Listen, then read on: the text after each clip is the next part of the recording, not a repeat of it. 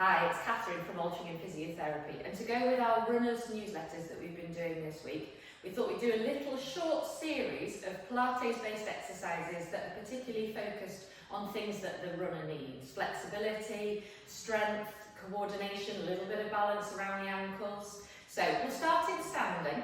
Feet together, turn toes out, bring your heels in line. Thinking of gently lifting your tummy button through to your spine, and we're going to do our corkscrew, get that circulation going. So, soft knees, scoop round and up with the hands, fold to the back of your head and neck. We'll start bringing in a little bit of balance by doing a heel raise here as you shrug your shoulders up. Push the heels down as you consciously lengthen the neck. Elbows are wide to open the chest, turning one way and centre, turn the opposite way and centre. Reach up and out, let your arms come down, tuck your shoulders back. We'll do that again. So soften the knees, scoop the hands round and up, fold to the back of your head and neck there. Hover your heels as you shrug your shoulders, push the heels down as you lengthen your neck. Elbows wide, turn one way and centre, turn the opposite way and centre. Adding in a small side bend, get that stretch through the side of the body. Back to that mid position, reaching hands up, let your arms come down. Now you can do a couple more there, but we'll carry on into some toy soldiers. So one knee folded, opposite arm forwards, and we're walking side to side, rolling right the way to the toe, pressing the opposite heel back and down. Your arms swing, thumbs lead, reaching those hands up as far as you can. Again though, we're going to bring in a little bit of balance, stability around the ankle, really important for the runner. So marching side to side, we'll do 1, 2, 3. On that third one, that bent knee, we lift, balance for a moment, bring that foot down, 1, 2, 3, and therefore it's the opposite leg. We do a little lift and lower. 1, 2, 3, little lift and lower. 1, 2, 3, little lift and lower. Brilliant. From here then, using your mat, we're going to be coming down onto your hands and knees. So we'll do a roll down, shoulders go back, chin towards your chest, follow the line of your legs there, peel forwards into that roll down stretch.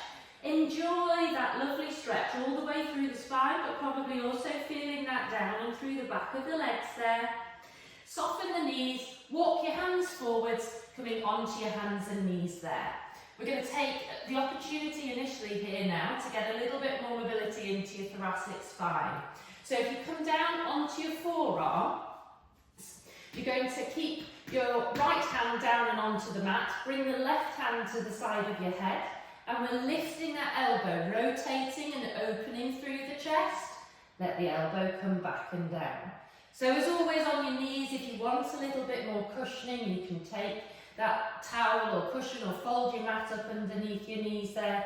But here, taking a nice big deep breath as you open, expanding into the base of the ribs there, and of course repeating that then onto the opposite side. Rotating round as far as you can do comfortably, just getting that mobility in your thoracic spine. We can tend to hold your arms quite tight as you're running, so it's nice to make sure that we do a little bit of work to reduce that. Coming up onto your hands then, could also be onto your knuckles if you need. We'll continue with that mobility and do our cat stretch. Nodding your chin, arcing and curling through your spine, then tilting forward, shoulder blades come together. The neck will follow slightly. Your gaze is just forwards, but be careful not to push the chin out to strain into the back of the neck. And again, chin towards your chest and we arch up through the spine. Pelvis coming forward, shoulder blades coming together, and that gaze just in front of the hands on the mats there. We're doing this to mobilise the spine, but also with this last one then to find that nice flat back position. So we're stopping into that neutral posture, lifting your tummy button through to your spine to support. And we're going to use this position then to work into our hips a little bit more. Really nice series of 3 exercises on one side and then same one to the other, and we'll do 5 of each.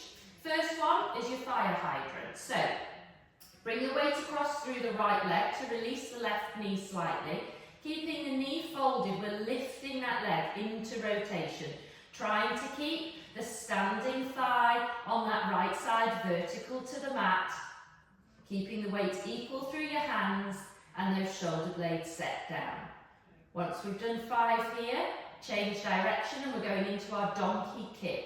So pushing that heel towards the ceiling, squeezing strongly into your glutes on your left side, but also you'll be feeling that you're working hard over and across to the stabilising leg as well. Again, once you've done your 5 there, we're going to lengthen that lever, take the knee straight, tap the toe down, same stability, we're lifting that straight leg towards the ceiling, tapping the toe, and again, working just a little bit more through the whole of the leg, keeping the knee nice and long.